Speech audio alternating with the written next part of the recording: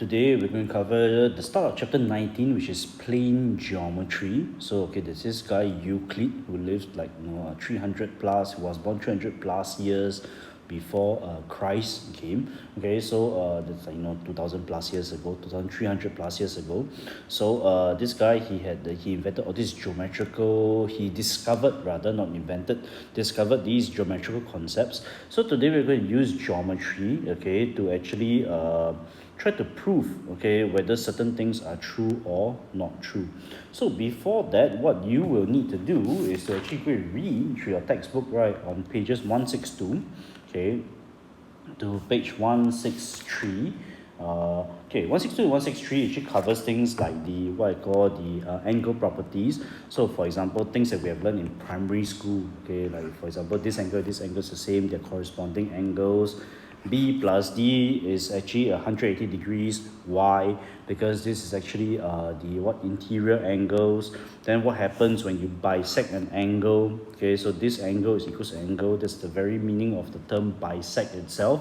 So the other things, like what happens when you have a perpendicular bisector, you will actually divide a line exactly into two, and then this line is actually perpendicular.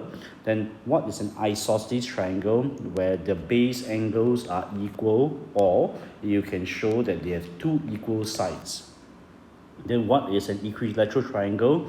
One way of looking at equilateral triangle is all three angles are equal to 60 degrees, or all three sides are equal. So all this, you can just revise it by yourself. So what I want to show you first, right, is this. I want to actually go through 19A with you. So if you would like, you can actually just look at this video itself, or you can actually consider looking into your textbook, right, and fill it in together with me. So first, APQ. So if I say which angle is equals to APQ, APQ is over here. I think the angle is PQR. So you are in plane geometry. What we need to do is to write statements such as this. So activity 19A actually introduces to you this statement writing. So APQ is equals to angle PQR, and you need to have a reason for this. In this case, they are not Z but alternate angles, because AB is parallel to CD. Next thing, angle APQ is also equal to another angle, in this case angle QPR. Why do I say that? Because if you look at this, they say that PQ is the angle bisector of angle APR. So this is angle APR. If PQ bisects the angle, means that angle APQ is equals to angle QPR. So I can therefore make the statement that APQ is equals to angle QPR. And I can say it's because given that PQ actually bisects angle APR. Hence, I can make this statement that angle PQR, let me just note it down there, PQR is actually equals to angle QPR. Why? Because they're both equal to angle APQ. So angle PQR equals to angle QPR. Then since these two angles are equal, remember about isosceles triangles, if the base angles are equal, it means that this triangle is actually an isosceles triangle.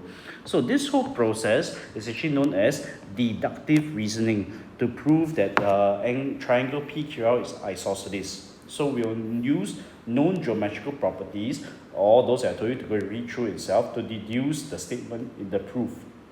So this whole chapter is about proving. So now, congruent triangles, I will not go and recap all of this part. This comes from your secondary 3 elementary mathematics, but you need to know that for congruent triangles, there are 4 different proofs. The first proof is the side proof, where you can prove that the three corresponding sides are equal, then they are congruent.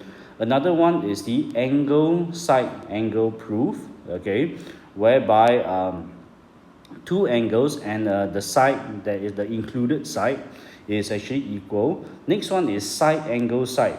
Again, this one be very careful. The angle has to be the included angle.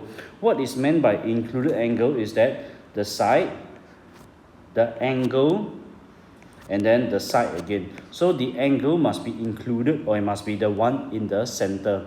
Or right angle hypotenuse is equal and any other one side is equal. This is a RHS proof that two triangles are congruent. So when you memorize this, okay, remember you are memorizing this not only for your A math, you're also memorizing this for your E math as well. So you need to know these proofs well. So we can look at 19b. I really suggest, if you can, just use your textbook and work together with me. But if not, I will actually go, you can actually look at the screen itself. So if you want, this can be found on page 164 of your textbook itself. So in triangles ABC and PQR is given that AB is equals to PQ and BC is equals to QR, and the two angles here is this. Okay, are these two triangles congruent? Yes, they are. How do I know they're congruent? I give you a short moment now. Go and think about it. In what circumstance are these two triangles congruent, or what proof can we use? Okay, so if you had said it's the SAS congruency test, then you are absolutely right. Okay, so they are congruent because they satisfy the SAS congruence test. Now, for this one, the next one is this. I have two angles that are equal. Oops, I think this diagram, there's a problem there. Okay, instead of angle ABC equals to PQR, we now have BAC. Okay, sorry. So we have BAC is equals to angle QPR. BAC equals to QPR. So what they are saying is that instead of the included angle, we have an angle that is not the included angle. Remember, included angle is the angle that is between the two sides. So in this case, it's not included angle, so it's not necessarily, okay, in this case, they may or may not be congruent. What is the condition for SAS? If you remember that the angle, okay, has to be the included angle.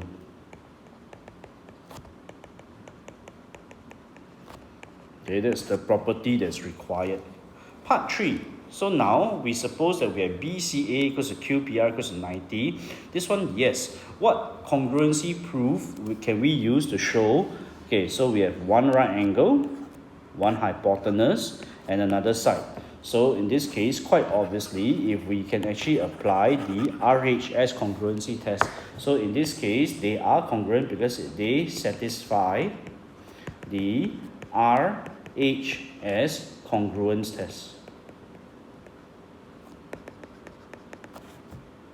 Okay?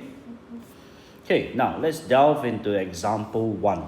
Example 1 is from your textbook on page 164. So, prove that angle BEA is equals to angle CEA. But they give some information. They say that AB is equals to AC.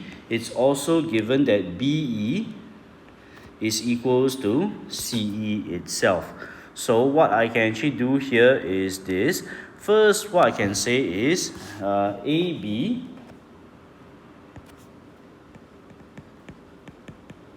is equals to AC. So this one, as I've explained to all of you, this is given. I also know that BE is equals to CE. So this is also given.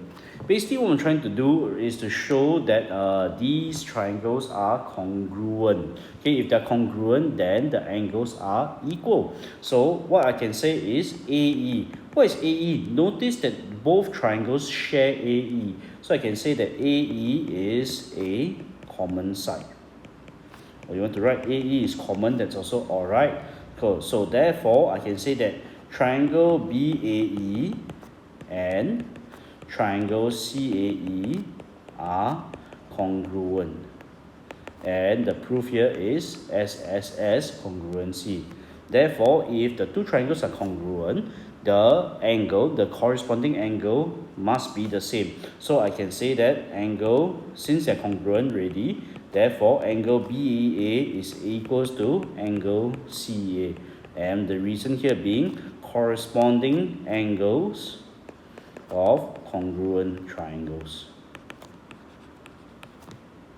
Okay, so basically to prove that this angle and this angle are the same, what I did was to prove that this triangle and this triangle are congruent. So therefore, that the two corresponding angles here are actually the same. Now, I will try to do part 2 now to show that triangle BDE, okay, and triangle CDE are congruent. So now, what I'll do here is part 2. So BDE and CDE, how do I show that they're congruent?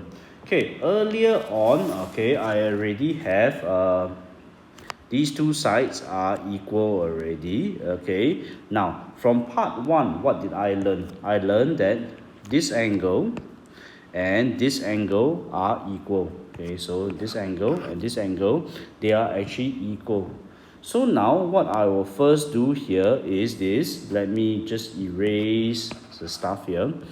I will say this angle BED equals to 180 degrees minus angle BEA. Okay, what property am I using? Angles on a straight line. So angle BED is 180 degrees minus angle BEA. In similar fashion, angle DCED, okay, I'm trying to find this angle now. By angles on a straight line, I take 180 minus angle AEC. So I'll say CED is 180 degrees minus angle CEA. So since, okay, angle BEA is equals to angle CEA, this is from part 1. What I can therefore say that now I conclude that angle BED is equals to angle CED. They are the same angle. Alright? Now, in the two triangles, I also know that BE is equals to CE. Okay, this is given from the top. Okay, where? Right here. Now, next thing that I need to do here is this. DE is a common side. Okay, DE is a common side. So basically what I've done here is I've proven that these two angles, the corresponding angles are equal. I've proven that this side is equal. I've proven that DE is a common side. It is equal as well. So notice that side, angle, side, side, angle, side. So by using the SAS congruency test, I know that they are congruent. Hence, I can make my statement that triangle BDE is congruent to triangle CDE. And reason here being SAS. Okay, part 3. How do I show that D is the midpoint of BC? Okay, now from part 2, I know that triangle BDE is congruent to triangle CDE. Now, that means that if these two triangles are congruent, BD and CD are corresponding sides, which means that BD is equals to CD. So I can write there, BD is equals to CD. They are corresponding sides, okay, of congruent triangles. Hence, therefore, if BD equals to CD, so that means D is right smack in the center of B and C. So I can therefore say that hence, okay, D is the midpoint of BC. Alright, okay. I will now urge you to pause the video and attempt try 1. So in try 1, the diagram AD and BC intersect at the point E. AB is equals to AC. Alright, so let me just label that. Okay, then BD is equals to CD. Let me use a different color. Okay, now prove that triangle BAD is prove that angle BAD is equals to angle CAD. Okay, so to prove that these two are equal, do pause the video and give it a try. Okay, for part 1, I will just use this working here to show you. So basically what happens here is this. AB and AC are equal is given. BD and CD is also given, okay, down here.